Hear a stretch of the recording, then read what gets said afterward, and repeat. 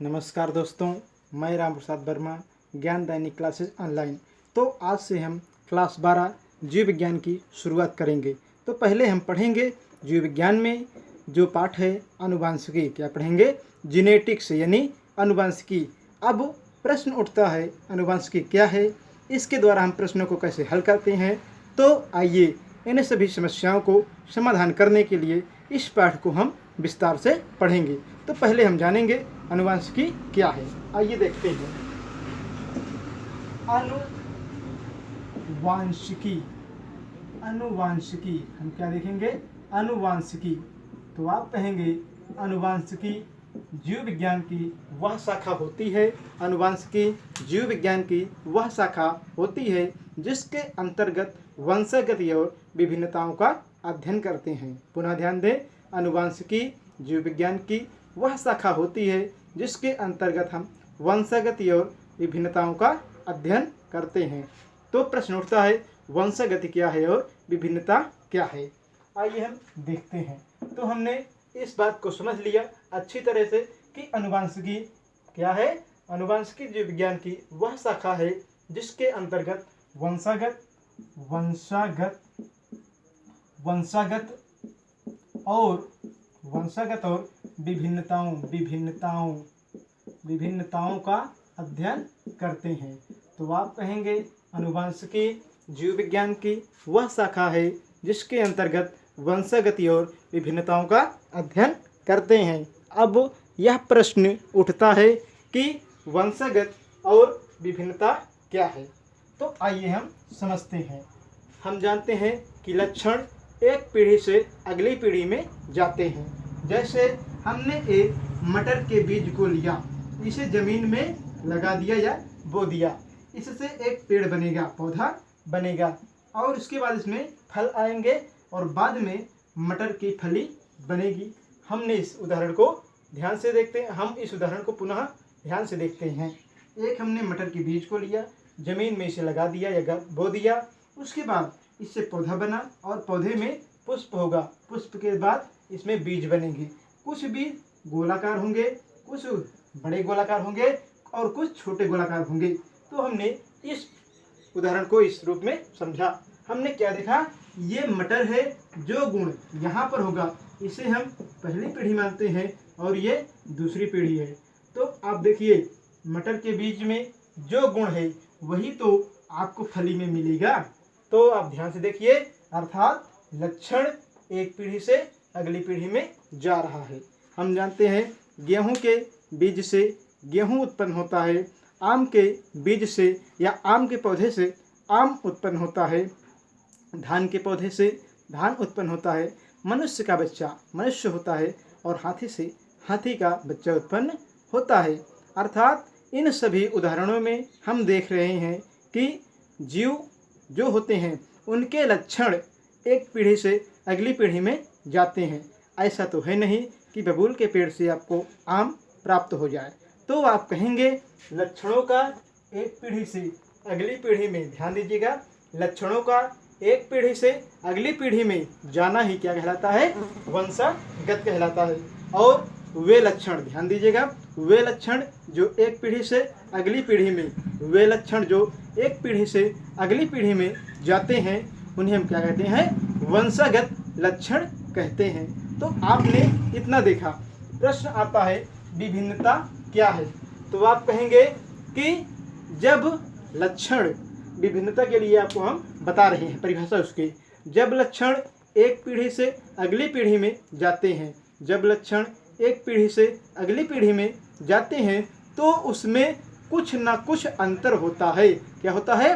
कुछ ना कुछ अंतर होता है। इसे ही हम क्या कहते हैं? विभिन्नता कहते हैं।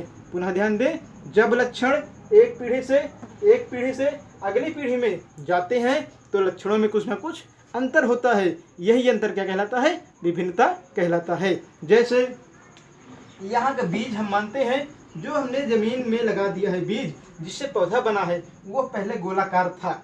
जब अगली पीढ़ी में, मतलब पहली पीढ़ी से दूसरी पीढ़ी में मटर क्या हुआ? मटर की फली बनी तो उसमें कुछ गोलाकार बीज थे, लेकिन कुछ बीज ऐसे भी मिले जो झुर्रीदार थे। कैसे थे? झुर्रीदार थे। तो हमने इस बात को देखा कि जब लक्षण एक पीढ़ी से मतलब पहली पीढ़ी से अगली पीढ़ी में जाते हैं तो उसमें कुछ ना कुछ अंतर होता है। यही अंतर क्या कहलाता है? विभिन्नता कहलाती है। आप देखिए विभिन्नता की साधारण परिभाषा कि एक ही माता पिता द्वारा उत्पन्न संतान, एक ही माता पिता द्वारा उत्पन्न संतान लक्षणों में कितना भी समान क्यों ना हो, ध्यान दीजिएगा, लक्षणों में कितना भी समान क्यों ना हो, किंतु क्या होता है? उनमें कुछ ना कुछ अंतर होता है और यही अंतर क्या कहलाता है? विभिन्नता को दर्शाता है। ध्यान दीजिए, विभिन्नता आपकी दो प्रकार की होती है। तो आइए हम देखते हैं विभिन्नता कितनी प्रकार की होती है। तो देखिए विभिन्नता दो प्रकार की होती है। पहला हेरिटेबल क्या है? पहला है आपका हेरिटेबल वेरिएशन या विभिन्नता। सुनिए, हेरिटेबल विभिन्नता या वेरिएशन। दूसरा है नॉन हेरिटेबल वेरिएशन। तो नॉन हेरिटेबल वेरिएशन। तो प्रश्न आता है कि हेरिटेबल वेरिएशन या विभिन्नता क्या है? आप कहेंगे कि हेरिटेबल विभिन्नता वह विभिन्नता होती है, अर्थात हेरिटेबल का मतलब है आनुवांशिक विभिन्नता। हेरिटेबल विभिन्नता वह विभिन्नता होती है जो एक पीढ़ी से अगली पीढ़ी में ट्रांसफर होती है। हेरिटेबल विभिन्नता वह विभिन्नता होती है जो एक पीढ़ी से अगली पीढ़ी में ट्रांसफर होती है। जैसे अनुवांशिकी रोग। अब देखिए अनुवांशिकी रोग क्या है? अनुवांशिकी रोग के क्रम में आता है वर्णांधता। क्या? वर्णांधता। ये क्या है? ये एक प्रकार का अनुवांशिकी रोग है। दूसरा है आपका हीमोफीलिया। तो हमने देखा वर्णांधता और हीमोफीलिया को कि ये ऐसे रोग हैं, ये ऐसे उदाहरण हैं जो किसमें आएंगे? हेरिटेबल कैरेक्टर में या वेरिएशन में आएंगे। तो हमने कहा हेरिटेबल वेरिएशन वह, अर्थात हिंदी में कहेंगे आप वंशागत विभिन्नता, वह विभिन्नता होती है जो एक पीढ़ी से अगली पीढ़ी में लक्षणों को ले जाती है। तो हमने इसको समझा और इसका उदाहरण हमने देखा अनुवांशिकी रोग। ये क्या करते हैं? लक्षणों को एक पीढ़ी से अगली पीढ़ी में ले जाते हैं। अब प्रश्न आता है नॉन हेरिटेबल वेरिएशन क्या है? नॉन हेरिटेबल वेरिएशन क्या है? तो आप कहेंगे ऐसी विभिन्नताएं जो एक पीढ़ी से अगली पीढ़ी में ट्रांसफर नहीं होती हैं या नहीं जाती हैं। आप कहेंगे नॉन हेरिटेबल वह विभिन्नता है जो एक पीढ़ी से अगली पीढ़ी में नहीं जाती है, उसे हम क्या कहते हैं? Non heritable variation. जैसे एक पेरेंट से मतलब ये मेल है, या ऐसे हम मानते हैं ये मेल है और ये फीमेल है।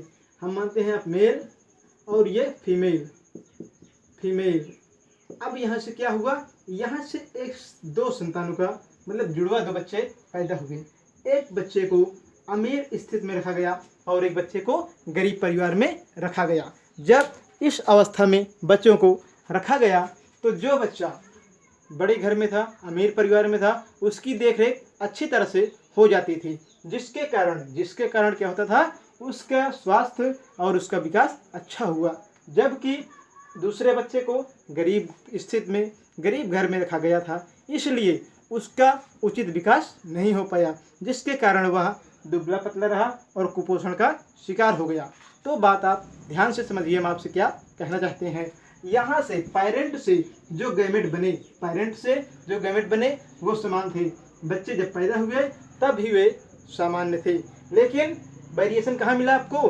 बाह्य बाहरी वातावरण में मिला, जिसके कारण बच्चों में क्या हुआ?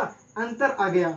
ये बच्चा कैसा था? स्वस्थ था और इसकी सेहत अच्छी थी, स्वास्थ्य इसका अच्छा था, लेकिन ये क्या था? दुबला पतला था, इसका स्वास्थ्य अच्छा नहीं था और ये कुपोषण का शिकार भी हो गया इस बच्चे को। तो आपने वेरिएशन को अच्छी तरह से समझ लिया। अब उसके बाद हम देखेंगे अनुवांशिकी का इतिहास। क्या देखेंगे? अनुवांशिकी का इतिहास। देखिए अनुवांशिकी का इतिहास हर विद्यालय में या और स्थानों पर नहीं पढ़ाया जाता, केवल हम आपको बता रहे हैं और ये जो बताएंगे काम की चीज़ है, खासकर हम आपको पढ़ा रहे हैं नीट पेपर एनसीईआरटी पैटर्न पर आधारित सिलेबस। जो आपका एनसीईआरटी किताब पढ़ेंगे तो पूरी हेडिंग आपको मिलती जाएगी, लेकिन जहाँ पर आवश्यक होगा हम सिलेबस से बाहर भी निकलेंगे और जो सिलेबस में जानकारियाँ हैं उन्हें भी हम कवर करेंगे। तो आइए हम देखते हैं अनुवांशिकी का इतिहास। क्या देखेंगे? अनुवांशिकी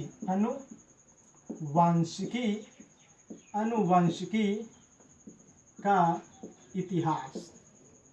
अनुवांशिकी का इतिहास। तो आइए हम देखते हैं अनुवांशिकी का इतिहास। यहाँ पर हम देखेंगे अनुवांशिकी के इतिहास के क्रम में जो कुछ उसको आइए हम विस्तार से समझते हैं। अब देखिए अनुवांशिकी का इतिहास। पहले के समय में हर देश में हर जगह पर राजा हुआ करते थे। हम यहाँ पे बताएंगे अनुवांशिकी का इतिहास। आइए हम इसे समझते हैं। तो हम कहेंगे पहले के समय में हर जगह पर हर देश में राजा हुआ करते थे और वहाँ की खास बात यह है कि राजा का बच्चा ही राजा की मृत्यु हो जाने के बाद राजकुमार बनता था और वहाँ का राजा बनता था। वही पूरा राज्य का कारोबार संभालता था, कोई और राजा नहीं बन सकता। जैसे पुरानी धारणा के अनुसार हम कहें, यदि पंडित का बच्चा है तो वह पूजा पाठ करेगा, यदि बनिए का बच्चा है तो वह व्यापार करेगा, कृषक का बच्चा है तो खेती बाड़ी करेगा। ऐसा नहीं है कि आज के समय में हम जानते हैं प्राइम मिनिस्टर जी कभी चाय भी बेचे हैं, लेकिन आज वे प्रधानमंत्री बने हुए हैं। तो आज के समय में सब कुछ संभव है, लेकिन यदि हम बात करते हैं पुराने सदी की, 16वीं सदी, 12वीं सदी, 15वीं सदी, तब ऐसा संभव नहीं था। उस समय में क्या कंडीशन थी? उस समय में ये धारणा थी कि राजा का बच्चा है तो राजा बनेगा और कोई राजा नहीं बनेगा। और उसकी खास बात यह थी कि आप लोग जानते होंगे इतिहास में कि अकबर 13 वर्ष की उम्र में राजगद्दी पर बैठ गए थे। और आप सोचिए 13 वर्ष के बच्चे को क्या समझ है, कैसे राज चलाया जाता है, उसके बारे में किसी को कोई जानकारी नहीं थी। अब आपके मन में प्रश्न होगा कि आखिर महान अकबर को 13 वर्ष की उम्र में राजगद्दी पर क्यों बिठाया गया? कोई और नहीं था क्या? देखिए, राजगद्दी पर बिठाने के लिए पहले के समय में धारणा थी कि राजा का बच्चा ही राजा बनेगा, इसलिए महान अकबर को 13 वर्ष की उम्र में राजा बनाया गया। यदि वहाँ पर उनके मंत्री थे बैरम खां, यदि उनको राजा बनाया जाता तो वहाँ की पब्लिक नाराज हो जाती, इसलिए उनको राजा नहीं बनाया गया और अकबर को 13 वर्ष की उम्र में राजा बनाया गया। अकबर राजगद्दी पर बैठ गए राजा बनकर और उनका सारा कारोबार कौन संभालता था? उनके मंत्री बैरम खां संभालते थे। लेकिन लोगों के मन में बहुत दिनों तक समस्या रही कि आखिर ऐसा क्यों होता है कि राजा का बच्चा ही राजा बनता है, आखिर किसी और का बच्चा राजा क्यों नहीं बनता है? आज के समय में तो सब कुछ संभव है, लेकिन पहले ऐसा नहीं था। इसलिए क्या हुआ, वैज्ञानिक आए और समय समय पर अपने मत को, अपने विचार को प्रस्तुत किए, जिन्हें हम समझेंगे। और इन्हीं को संक्षेप में, इन सभी सिद्धांतों को जो अभी तक हमने आपसे बताया कि पहले के समय में राजा हुआ करते थे, राजा का बच्चा ही राजा होता था, इन सब को लेकर बहुत बड़ा विवाद हुआ और वैज्ञानिकों ने आए क्रम से और अपना विचार दिया। और सबसे पहले जो वैज्ञानिक आए वे कौन थे? वे थे आपके पाइथागोरस प्रमेय। कौन थे? पाइथागोरस। पाइथागोरस का नाम तो आप लोगों ने मैथ में सुना होगा। तो पहले वैज्ञानिक कौन आए? जो पहले वैज्ञानिक आए वे हैं आपके पाइथागोरस। ये क्या है? पाइथागोरस। तो पहले जो वैज्ञानिक आए वे थे पाइथागोरस। और पाइथागोरस ने जिस सिद्धांत को दिया वह था वेपर थ्योरी। क्या था? Vapour theory. तो वैज्ञानिक अनुवांशिकी का इतिहास बताने के क्रम में सबसे पहले वैज्ञानिक आए पाइथागोरस और उन्होंने जो अपना सिद्धांत दिया वह था वेपर थ्योरी। इन्होंने कहा कि जो मेल होता है, वह कुछ पार्टिकल उत्पन्न करता है। क्या? पार्टिकल। जो मेल होता है वह कुछ पार्टिकल उत्पन्न करता है और यह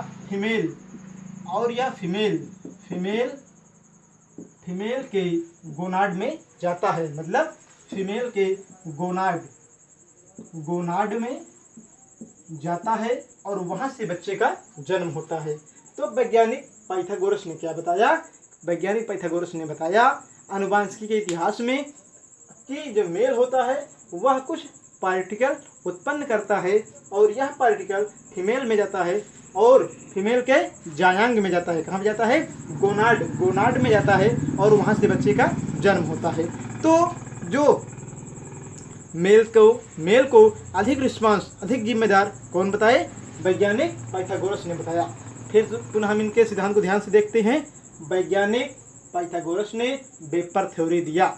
इस थ्योरी के अनुसार उन्होंने कहा कि जो मेल होता है वह कुछ पार्टिकल उत्पन्न करता है, ये फीमेल बॉडी के गोनाड में जाता है और वहाँ पर जाने के बाद बच्चे का जन्म होता है। तो हमने इतना समझा। उसके बाद उन्होंने वैज्ञानिक पाइथागोरस ने मेल को अधिक रिस्पॉन्सिबल, अधिक जिम्मेदार बताया। जीव विज्ञान में मेल को ज़्यादा महत्व दिया जाता है। उसके बाद हम देखेंगे, अब हम क्या देखेंगे? आगे देखेंगे कि दूसरे कौन वैज्ञानिक आए। इसी क्रम में दूसरे वैज्ञानिक आए स्वामरडम। कौन आए? स्वामरडम। तो देखिए दूसरे वैज्ञानिक आएंगे स्वामरडम। देखिए स्वामरडम आए और इन्होंने प्री फॉर्मेशन थ्योरी दिया। क्या दिया? इन्होंने वैज्ञानिक स्वामरडम ने प्री फॉर्मेशन थ्योरी दिया। अब मन में प्रश्न उठेगा कि प्री फॉर्मेशन थ्योरी क्या है? देखिए प्री फॉर्मेशन थ्योरी का मतलब होता है कि इन्होंने कहा कि जो मेल बॉडी का स्पर्म होता है, जो मेल का यानी पुरुष का जो स्पर्म होता है, क्या स्पर्म होता है, इसको हम ऐसे लिख सकते हैं, ये मान लीजिए स्पर्म है। तो स्पर्म के टिप पर, स्पर्म के सिरे पर एक बना हुआ मनुष्य होता है, जिसे क्या कहते हैं? जिसे ह्यूमन कुलस कहते हैं। ह्यूमन कुलस क्या कहेंगे? ह्यूमन कुलस कहते हैं। पुनः ध्यान दें, हमें पता है, दिखाई कम दे रहा होगा। उन्होंने बताया, किसने? वैज्ञानिक स्वामरडम ने बताया कि मेल जो होता है उसके स्पर्म के टिप पर एक बना हुआ मनुष्य होता है, उसे हम क्या कहते हैं? ह्यूमन कुलस कहते हैं। और यही फीमेल बॉडी में जाता है। यही क्या होता है? फीमेल बॉडी में जाता है। और यही जब फीमेल बॉडी में जाता है तो अपने आप को परिपक्व करता है, विकसित करता है और फिर बच्चे का जन्म होता है। तो देखा जाए फाइनली इन्होंने क्या बताया? इन्होंने कहा कि जो स्वामरडम ने बताया, जिस सिद्धांत को दिया, उसका नाम है प्री फॉर्मेशन थ्योरी। इन्होंने कहा कि जो मेल होता है उसके स्पर्म के टिप पर क्या होता है? एक बना हुआ मनुष्य होता है, जिसे ह्यूमन कुलस कहते हैं। क्या कहते हैं? जिसे ह्यूमन कुलस कहते हैं। और यही फीमेल बॉडी में जाता है और उसके द्वारा बच्चे का जन्म होता है। अर्थात इन्होंने कहा जो फीमेल बॉडी होती है वह बच्चे को संभाल कर रखने वाली एक मशीन की तरह कार्य करती है। तो हमने ये देखा। अब अगला हम देखेंगे कि अगले कौन वैज्ञानिक आए। इसी क्रम में जो अगले वैज्ञानिक आते हैं वे थे आपके मेपरचुइस। देखिए तीसरे जो वैज्ञानिक हैं वे हैं मेपर देखिए कौन थे? मेपरचुइस। तो देखिए तीसरे क्रम में जो वैज्ञानिक आए वे कौन थे? मेपरचुइस। इन्होंने थ्योरी दिया